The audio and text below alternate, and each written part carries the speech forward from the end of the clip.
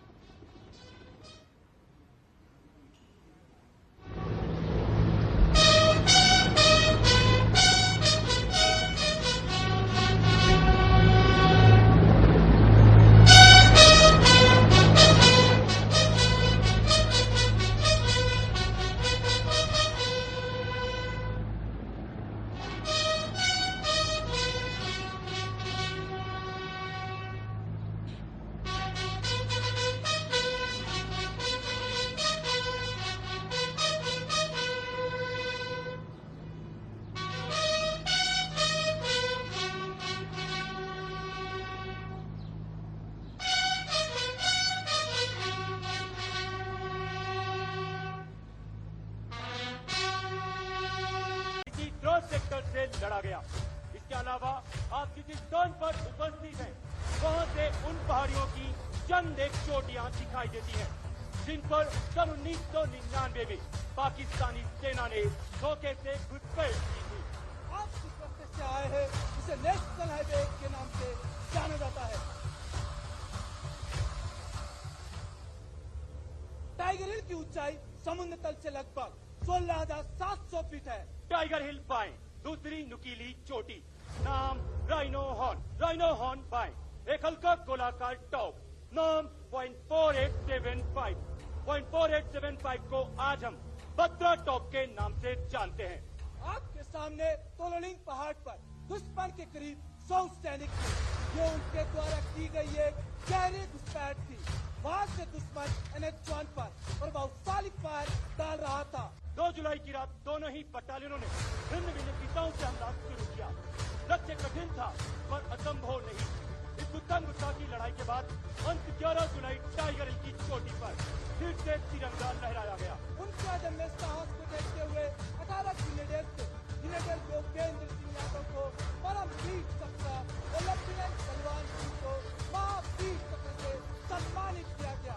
0.4875 और उसके आसपास की चोटियों को कब्जा करने की जिम्मेदारी 13 जम्मू एंड कश्मीर राइफल 17 चार व 2 नागा को दी गई। तीनों ही बटालियनों ने 4 जुलाई से लेकर 7 जुलाई तक के लिए इस संघर्षपूर्ण मुकाबले में अलग अलग दिशाओं से हमला कर दुश्मन को मुंह तोड़ जवाब दिया। इस ऑपरेशन में 13 जम्मू एंड कश्मीर राइफल के कैप्टन विक्रम बत्रा ने साहस का नया अध्याय लिखते हुए अपने प्राणों को देश के नाम निछावर कर दिया। शहीदों की चिताओं पर लगेंगे हर बरस मेले। जय हिंद, मैं राइफलमैन अमित सिंह और मैं राइफलमैन जीवन श्रेष्ठा 7 बटालियन 11 गोरखा राइफल भारतीय सेना की तरफ से आप सभी का इस कारगिल वॉर मेमोरियल में हार्दिक स्वागत तथा अभिनंदन करते हैं। कारगिल युद्ध का एक बड़ा भाग यहाँ उपस्थित सभी अतिथिगणों को अब मैं वीडियो लिंक के माध्यम से यहाँ से 500 किलोमीटर दूर शृंखला ले चलती हूँ। आप सभी से अनुरोध है कि आप अपने सामने लगी 2 डेटा स्क्रीन की ओर ध्यान दें, जहां शृंखला सुरंग का उत्तर पोर्टल दर्शाया जा रहा है, जिसका निकास नीमू की ओर होगा। ये समुद्र तल से 4,800 मीटर की ऊंचाई पर स्थित है और शृंखला शिखर से 3 किलोमीटर पहले है। अब मैं माननीय प्रधानमंत्री जी से अनुरोध करती हूं कि वे रिमोट के माध्यम से शिलालेख का अनावरण करते हुए प्रथम विस्फोट करने की अनुमति प्रदान करें।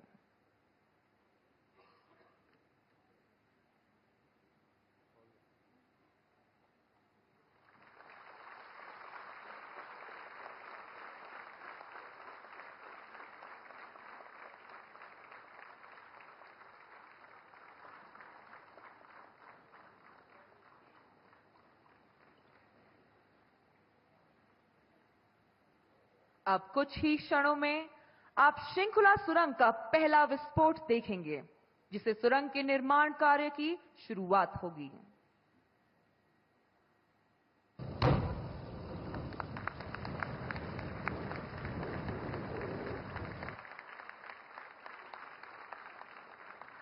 ली थी।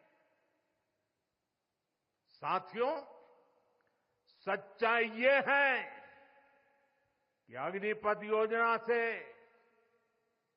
देश की ताकत बढ़ेगी और देश का सामर्थ्यवान युवा भी मातृभूमि की सेवा के लिए आगे आएगा। प्राइवेट सेक्टर और पैरामिलिट्री फोर्सेस में भी अग्निवीरों को प्राथमिकता देने की घोषणाएं की है। मैं तो हैरान हूं, कुछ लोगों की समझ को क्या हुआ है, उनकी सोच को क्या हो चुका है। ऐसा भ्रम फैला रहे हैं कि सरकार पेंशन के पैसे बचाने के लिए ये योजना लेकर आई है। मैं जरा ऐसे लोगों की सोच से शर्म आती है, लेकिन मैं ऐसे लोगों से पूछना चाहता हूं, जरा कोई मुझे बताए, आज मोदी के शासनकाल में जो भर्ती होगा, क्या आज ही उसको पेंशन देना है क्या? उसको पेंशन देने की नौबत 30 साल के बाद आएगी, और तब तो मोदी 105 साल का हुआ होगा, और तब न भी मोदी की सरकार होगी।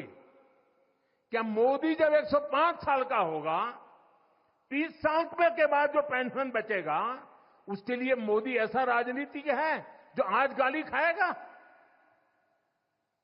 क्या तर्क दे रहे हैं? लेकिन साथियों, मेरे लिए दल नहीं, देश सर्वोपरि है।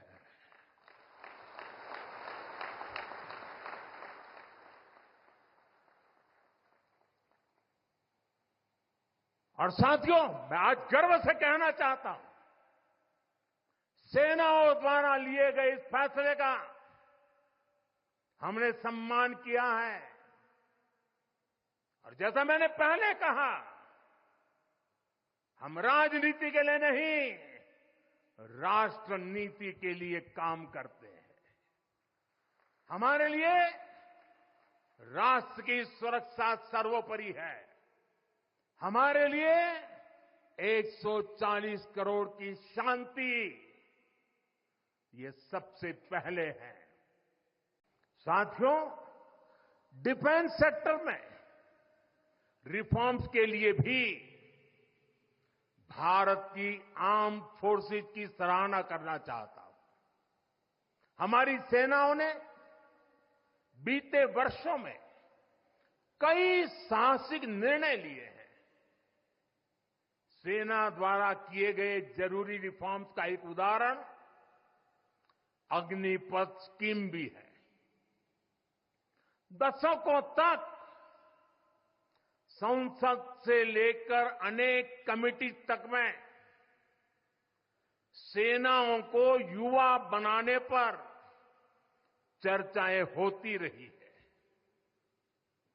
भारत के सैनिकों की औसत आयु, एवरेज एज, ग्लोबल एवरेज से ज्यादा होना, ये हम सबकी चिंता बढ़ाता रहा है। इसलिए ये विषय बरसों तक अनेक कमिटियों में भी उठा, लेकिन देश की सुरक्षा से जुड़ी इस चुनौती के समाधान की पहले इच्छा शक्ति नहीं दिखाई गई। शायद कुछ लोगों की मानसिकता ही ऐसी थी कि सेना मतलब नेताओं को सलाम करना, परेड करना।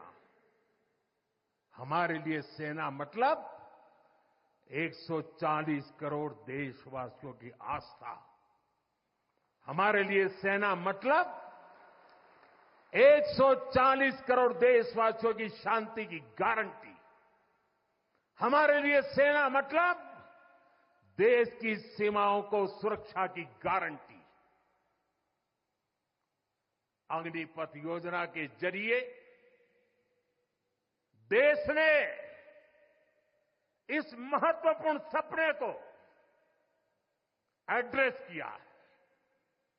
अग्निपथ का लक्ष्य सेनाओं को युवा बनाना है। अग्निपथ का लक्ष्य सेनाओं को युद्ध के लिए निरंतर योग्य बनाए रखना है। दुर्भाग्य से राष्ट्रीय सुरक्षा से जुड़े इतने संवेदनशील विषय को कुछ लोगों ने राजनीति का विषय बना दिया है। कुछ लोग सेना के इस रिफॉर्म पर भी अपने व्यक्तिगत स्वार्थ में झूठ की राजनीति कर रहे हैं। ये वही लोग हैं जिन्होंने सेनाओं में हजारों करोड़ के घोटाले करके हमारी सेनाओं को कमजोर किया। ये अब वही लोग हैं जो चाहते थे कि एयरफोर्स को कभी आधुनिक फाइटर जेट न मिल पाए। ये वही लोग हैं जिन्होंने तेजस फाइटर प्लेन को भी डिब्बे में बंद करने की तैयारी कर ली थी कि कारगिल युद्ध के समय मैं एक सामान्य देशवासी के रूप में अपने सैनिकों के बीच था। आज जब मैं फिर करगिल की धरती पर हूं तो स्वाभाविक है वो स्मृतियां मेरे मन में ताजा हो गई है। मुझे याद है किस तरह हमारी सेनाओं ने इतनी ऊंचाई पर इतने कठिन युद्ध ऑपरेशन को अंजाम दिया था। मैं देश को विजय दिलाने वाले ऐसे सभी शूरवीरों को आदरपूर्वक प्रणाम करता हूं। मैं उन शहीदों को नमन करता हूं जिन्होंने कारगिल में मातृभूमि की रक्षा के लिए अपना सर्वोच्च बलिदान दिया। आज लद्दाख की ये महान धरती कारगिल विजय के 25 वर्ष पूरे होने की साक्षी बन रही है। कारगिल विजय दिवस हमें बताता है कि राष्ट्र के लिए दिए गए बलिदान अमर होते हैं। दिन, महीने, वर्ष, सदियां गुजरते हैं, सर्दियां भी गुजरती हैं, मौसम भी बदलते हैं, लेकिन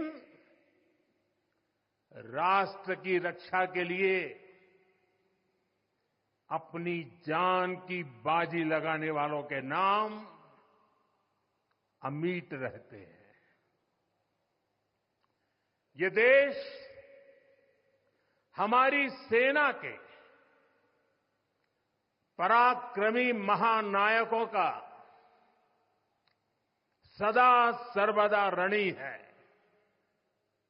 ये देश उनके प्रति कृतज्ञ है। साथियों, कारगिल में हमने केवल युद्ध नहीं जीता था, हमने सत्य, संयम और सामर्थ्य का अद्भुत परिचय दिया था। आप जानते हैं, भारत उस समय शांति के लिए प्रयास कर रहा था। बदले में पाकिस्तान ने फिर एक बार अपना अविश्वासी चेहरा दिखाया, लेकिन सत्य के सामने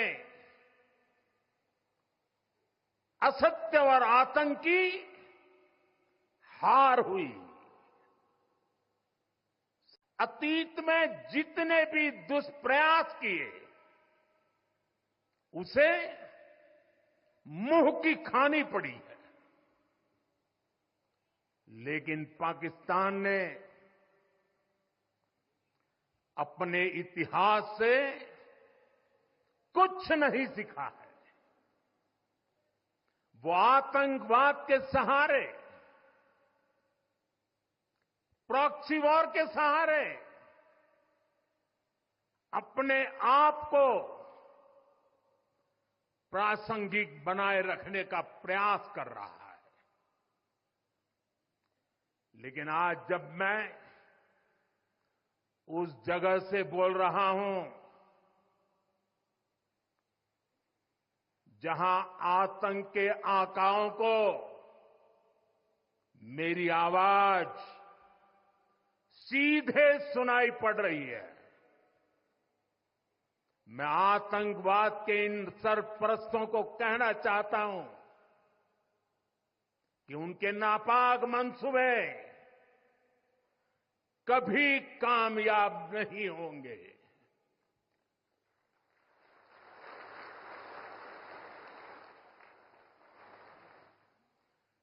आतंकवाद को हमारे जाबाज